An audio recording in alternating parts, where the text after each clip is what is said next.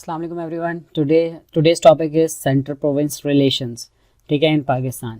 ठीक है, आज हम देखेंगे सेंटर प्रोविंस रिलेशंस का क्या सीन है, क्या मसले मसाइल आते हैं दोनों में और क्या कॉन्टेक्स्ट है। सेंटर प्रोविंस रिलेशन पे भी काफ़ी सवाल आ जा सकते हैं, आपको पता ही होगा कॉन्टेक्स्ट, लेकिन उसको थोड़ा सा हम तरतीब देंगे। सबसे पहले इंट्रोडक्शन देखते हैं कि the relations between the federation and provinces have seen twist and turns and remain erratic since the countries birth. ठीक है, ये तो हमें बात समझ आ रही है कि हमेशा से हमने देखा है कि फेडरेशन एंड प्रोविंसेस के रिलेशंस को साथ मसले चलते आ रहे हैं। ठीक है, जब से पाकिस्तान बना है। Various constitutional amendments have played a vital role in the transformation of the relation so far. अच्छा, काफ़ी सारे जो हमारी कॉन्स्टिट्यूशन हैं उन्होंने काफ़ी सारे अच्छा रोल भी प्ले किया है, काफ़ी सारे उन्हें कि उनके रिलेशंस को सेटल कर सकें।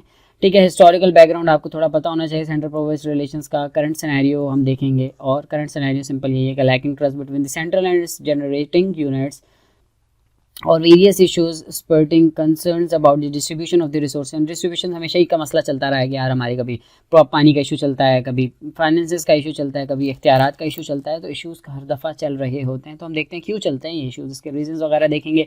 और हम देखेंगे कि constitutional amendments concerning the central province relations की कौन कौन सी 8th अमेंडमेंट है, 13th अमेंडमेंट है, 17th अमेंडमेंट है और 18th अमेंडमेंट है। द लैंडमार्क 18th अमेंडमेंट बहुत आपको सबको पता है, हम इसके ऊपर अलग से लेक्चर करेंगे, वो भी समझ लें, आपका आ जाएगा, आपको पेंडिंग पे ही है तो देख लीजिएगा उसको भी। अच्छा, empowered the centre 88th amendment ने किया। 13th अमेंडमेंट ने क्या किया, governor the right to dissolve this provincial assembly का राइट दिया उसे। 17th अमेंडमेंट ने recentralize legislative and administrative powers कर दी, और 18th अमेंडमेंट ने तो सब कुछ ही चेंज कर दिया। पता नहीं 145 हम देखेंगे 18th अमेंडमेंट के ऊपर, पूरा अलग ही टॉपिक करेंगे, वो बहुत डिटेल में 18th अमेंडमेंट को समझेंगे हर आर्टिकल के साथ। ठीक है, 18th अमेंडमेंट ने किस तरीके से चेंज किया है पाकिस्तान के सिनेरियो को। ठीक है, बाय डिसमिनेटिंग मान लेजिस्लेटिव पावर, ये तो हमारे 18th अमेंडमेंट में कवर हो जाएगा ना कि किस तरीके से दोनों लेजिस्लेटिव पावर्स को अलग किया है उसने, वो वाली कंकरेंट लिस्ट को ख़त्म किया है। By empowering national finance commission बनाया है, बहुत सारे काम किए, वो हम 18th अमेंडमेंट के लेक्चर में देखेंगे। By enhancing the role of national economic council के रोल को बड़ा इनरिचिंग द CCI तो बताया नहीं इधर। अच्छा हाँ, ये CCI को भी इनरिच किया पावर से और क्रिटिकल एनालिसिस से। तो सबसे पहले हम देखेंगे इंट्रोडक्शन के अंदर बेसिकली हमने कि enrichment of powers to the CCI। ठीक है, positive step of 18th amendment एक पॉजिटिव स्टेप है। Relations between the central and province हमेशा से एक टॉपसी टर्वी कंडीशन में ही रहे हैं। कॉन्स्टिट्यूशनल अमेंडमेंट्स हमने देखी, ये वाली हैं। टग ऑफ वॉर चल रही है शुरू से, एक लेजिटिमेट पावर की है, तो हमें समझ आ गई। 18th amendment strengthening the provincial autonomy, ये भी समझ आ गई। Enhancement in the role of NEC national economic council, ये तो हो गया यहाँ पे। अब हम थोड़ी सी हिस्ट्री देखेंगे, history of central province relations. सही है, सबसे पहले कायदे आज़म की कोटेशन भी देख लेते हैं। विद फेथ है ना, with faith discipline and selfless devotion to duty there is nothing worthwhile that you can not achieve. ठीक है, कायदे आज़म साहब ने मोटिवेशन दी है। फिर हिस्ट्री ये आ जाती है कि lost eastern province, lack of administration में पॉलिटिकल विल रही है शुरू से, तो इस तरह से हमारा ईस्टर्न विंग चला गया। ठीक है, मैनी कंट्रोवर्सीज सिंस बिगिनिंग हमारी, तो ये बात हमें पता है कि कंट्रोवर्सीज चल रही है शुरू से। प्रोविंशियल एंड एडमिनिस्ट्रेटिव डिबेट तो हमेशा से ही चलती आ रही है, तब जो ईस्ट पाकिस्तान हमारा अलग हुआ वो भी यही कह रहे थे कि हमें प्रोविंशियल ऑटोनॉमी चाहिए, तो केस था ही प्रोविंशियल ऑटोनॉमी का। 4 प्रोविंसेस अनइक्वल एरिया है, हमारी पॉपुलेशन ग्रोथ का इशू है, फाइनेंसिंग का इशूज़ है, डेवलपमेंट का इशू है कि कुछ डेवलप्ड हैं कुछ नहीं है। फेडरल एंड प्रोविंशियल गवर्नमेंट्स के स्टैंड इशूज़ हमेशा आपस में तजाद ही चलता रहा है, उनके पॉलिसी फॉर्मेशन का इशू चलता रहा है। अनवाइडली फेडरेशन और डिविजिबल फाइनेंशियल पूल फाइनेंशियल्स का इशू मैंने कहा जैसे कि चलता रहा है। प्रोविंशियल शो रिलेक्टेंस, प्रोविंसेस हमेशा से एक ना एक रिलेक्टेंस शो करते आ रहे हैं। डैम्स का इशू है, सिंगल नेशनल करिकुलम का इशू है। फिर एक और कायदे आज़म की आ गई आपकी quotation, If we realize our responsibility, time will come soon when we shall justify ourselves worthy of our glorious past। ठीक है, कायदे आज़म की। अब हम देख रहे हैं कुछ वेरियस अमेंडमेंट्स जो कि ये बताती हैं कि किस तरीके से relation between centre and provinces की जो रिलेशंस हैं वो कॉन्स्टिट्यूशन में क्या लिखे हैं, हम इसको डिस्कस करेंगे। सही है, एक मैं कहना ये चाह रहा हूँ, ये सारी बातें पढ़ के हमें ये समझ आ रहा है कि रिलेशंस एक्सप्लिसिटली एक्सप्लेन हुए हुए हैं कॉन्स्टिट्यूशन के अंदर। सही है, कॉन्स्टिट्यूशन के आर्टिकल 141 से लेकर 161 तक इसी सेंटर प्रोविंस के रिलेशंस को एक्सप्लेन किया गया। सबसे पहले हम देखते हैं पार्ट 5 ऑफ द कॉन्स्टिट्यूशन है, आर्टिकल 143। हम कुछ ही देखेंगे, सारे तो नहीं देखेंगे। 143 आर्टिकल क्या बोलता है, in constituency between the federation and provincial law. ठीक है, जब भी फेडरेशन और प्रोविंसेस का लॉ का इशू आएगा तो फेडरेशन का जो लॉ है वो प्रिवेल करेगा। ठीक है, ये बात करता है आर्टिकल 143। 144 आर्टिकल ये कहता है कि नेशनल असेंबली या senate don't pass bill without the provinces के कॉन्सेंट के बगैर ये नेशनल असेंबली और सेनेट बिल पास नहीं कर सकते। सही एग्जांपल है केपीके की असेंबली, प्रेस फाटा का जो इशू था मर्जर का, उससे केपीके की असेंबली से रेजोल्यूशन पास हुई थी। ठीक है, यहाँ पे केस इन पॉइंट बताया हमने। फिर आ जाता है article 147। 147 deals with the functions and duties of the centre and provinces की जो फंक्शन जो ड्यूटीज है ना दोनों के सेंटर प्रोविंसेस रिलेशन को, वो बताता है आर्टिकल 147।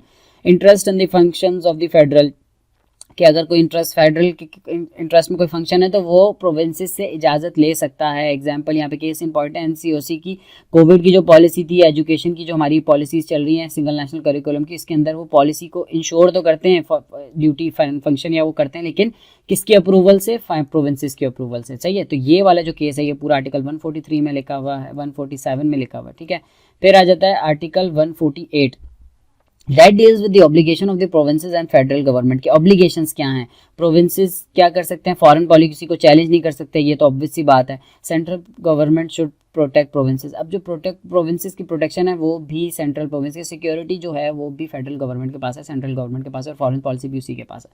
ठीक है, फिर आ जाता है आर्टिकल 149 जो कि बताता है लिमिट प्रोविंसेस अगेंस्ट फेडरलिज्म। अब वो प्रोविंसेस की पावर्स को लिमिट करता है फेडरल के अगेंस्ट। ठीक है, फिर आर्टिकल 151 है, वो क्या करता है? Free path for the inter provincial trade.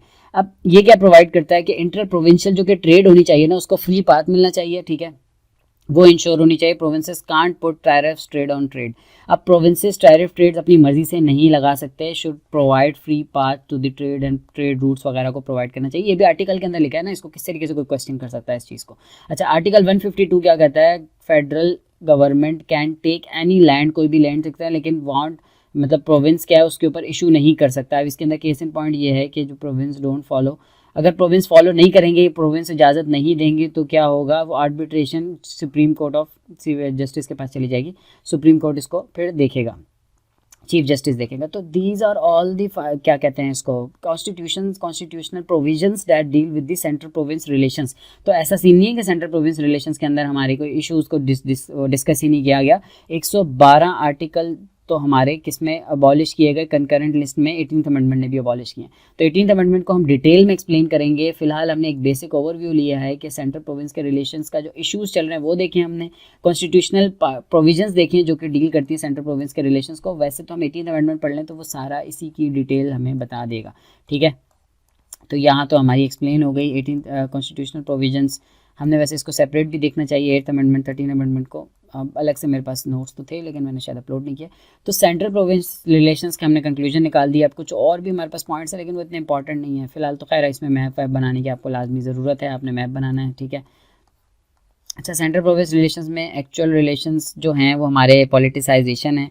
ठीक है, बेसिकली कहने का मकसद ये है कि जो रिलेशंस का इशू है ना वो इतना बड़ा इशू नहीं है। इश्यूज़ जो है ना हमारे वो पॉलिटिसाइजेशन के इश्यूज़ हैं कि पॉलिटिसाइज हो गया है, बीसीसीआई के सेशंस डिले हो गए। ठीक है, जो रिलेशंस खराब हुए वो इन वजह से हुए, और डिलेड पेमेंट्स, एनएफसी की पेमेंट्स डिले हो गई हैं। अभी भी बलूचिस्तान का केस चल रहा था, बोले भाई हमारी पेमेंट्स दो, हमें पेमेंट्स नहीं दी जा रही फेडरल की तरफ से। केपी भी यही बात कर रहा है। सिंध के वैसे इश्यूज चल रहे होते हैं फेडरल के साथ। तो अमाउंट ऑफ शेयर प्रोविंसेस के आपस में भी रिलेशंस के इशूज़ होते हैं, वो हम डील अलग से करेंगे। लेकिन फिलहाल यहाँ पे सेंट्रल प्रोविंस के रिलेशंस की बात हो रही है, और इशू ऑफ शेयर्स का इशू चल रहा होता है, और डिफरेंट पार्टीज़ के जो आपस में टग ऑफ वॉर चल रही होती है कि ये डोमिनेट करेंगे और वो डोमिनेट करेंगे। तो इन सारे रीजंस की वजह से हमारे रिलेशंस डिटोरिएट हो चुके हैं पाकिस्तान के प्रोविंसेस और सेंटर के दरमियान। ठीक है, ये तो हमने रिलेशंस वगैरह की बेसिक डिटेल्स पढ़ ली है, वहाँ भी एक्सप्लेन ही किया हुआ है डिटेल्स में इसी चीज़ को। Subject to political and constitutional debate since creation, ये हमने बात कर ली है। Lahore resolution promise autonomous sovereign states, Lahore resolution ने यही बात की थी कि सोवरेन स्टेट्स दी जाएंगे, लेकिन वो इंश्योर नहीं किया गया। Colonial regime with the control of the federation over provinces, section 126 of the Indian act 1935 continued in the newly creation Pakistan के, वही कॉलोनियल रिजीम को कंटिन्यू किया गया। यहाँ कॉन्टेक्स्ट बता रहे हैं यहाँ पे। वैसे तो हमने डिटेल में देख लिया नीचे चीज़ें क्या हैं। Provinces in Pakistan not merely administrative division but homeland of communities with distinct histories and culture. Basically province जो पाकिस्तान के अंदर है ना वो ऐसे नहीं है, टेरिटोरियल के ऊपर बेस नहीं करते, उसके अंदर डिस्ट्रिक्ट्स है, हिस्टोरिकल कल्चर है, उनकी इतनी सिटीज़ का डिफरेंस है। तो ये सारी चीज़ें उसके अंदर आ जाती हैं। Federal system in the 1956 constitution presidential system हुआ था, फिर फेडरलिज्म इन 1973 के कॉन्स्टिट्यूशन में इंश्योर किया गया। हम यहाँ कॉन्स्टिट्यूशन की बात करें कि वो भी अलग अलग सिस्टम्स को उसने प्रिवेल किया है। और fragile centre province relations resulted in the dismemberment of the east Pakistan. यहाँ पे ईस्ट पाकिस्तान का ही केस एंड पॉइंट बहुत रेलेवेंट है। ठीक है, एवोल्यूशन हम देख रहे हैं, यहाँ पे एवोल्यूशन देख लिया, चैलेंजेस हमने नीचे पढ़ लिए हैं, वैसे ही वही सारी बातें यहाँ पे लिखी हुई हैं दोबारा से। ठीक है। और इंपॉर्टेंट बात ये कॉन्स्टिट्यूशन अमेंडमेंट्स थी, और हम इसके अंदर 18 अमेंडमेंट देख लेंगे जो कि सबसे इंपॉर्टेंट चीज़ है। तो that's all for today, we have discuss centre province relations, issues, constitutional amendments. That's all for today, thank you so much, hope you find this good. Allah हाफिज़।